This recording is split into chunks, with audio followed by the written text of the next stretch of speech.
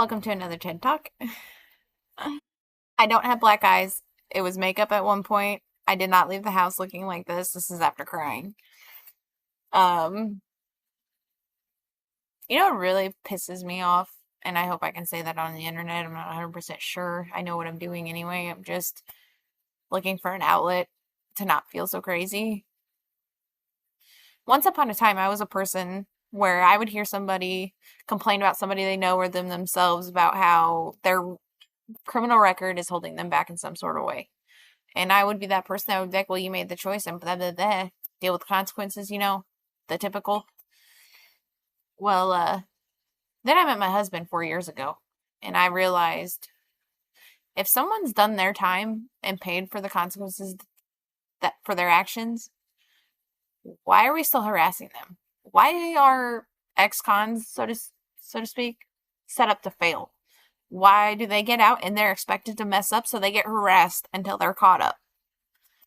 Now, I know that the mature thing is keep doing the right thing, show them wrong in that way, blah, blah, blah, but firsthand seeing how you can be harassed if you're an ex-con,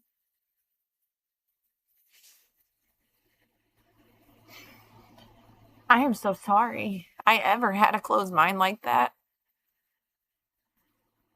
It's literally, when you go into the system, you are set up to stay in the system.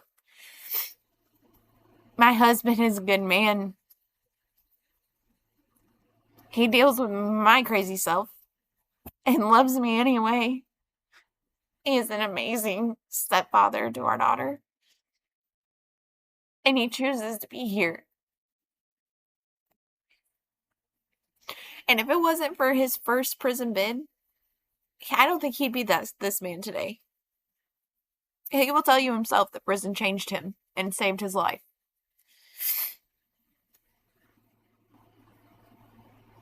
But the lengths some people go to continuously try to get my husband, in trouble, granted, I know that each person is in control of their own actions or whatever, but to have, someone breathing down your neck just wanting you to screw up all the time is an unnerving feeling. Now, I know this doesn't apply to everybody in every situation, and sometimes people don't change, blah, blah, blah. I'm specifically talking about, in a circumstance like this. For example, being pulled over in the driveway because you didn't use a blinker. How many of you pull into your driveway and don't use a blinker and have never been pulled over? Well, if it was my husband sitting in your car, he would be pulled over. It's just little things. It's demotivating. Not only that, I mean, look at this year. We lost my dog. We lost our baby. We lost mother-in-law, his mom.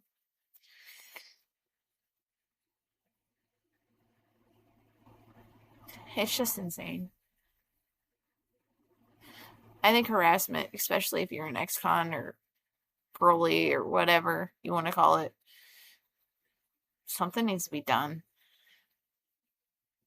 This shouldn't be okay or the normal, and it shouldn't be society's way of thinking of, oh, they've been to prison, they're bad. It's not always the case.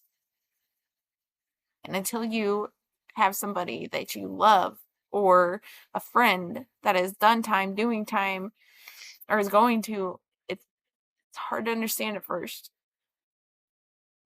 Not every piece of paper matches the person that you meet. My husband rap sheet says a lot of things, but the man he is today doesn't match.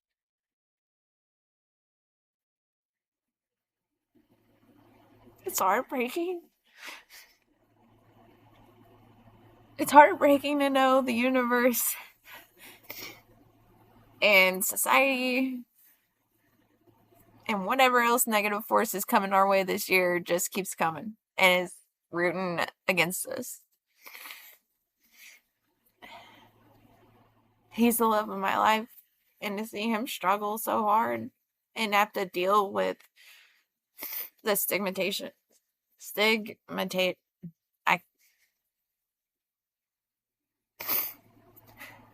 the stereotypical ways of how people think. I wish I could take away for him because he, and I'm sure many others, don't deserve it.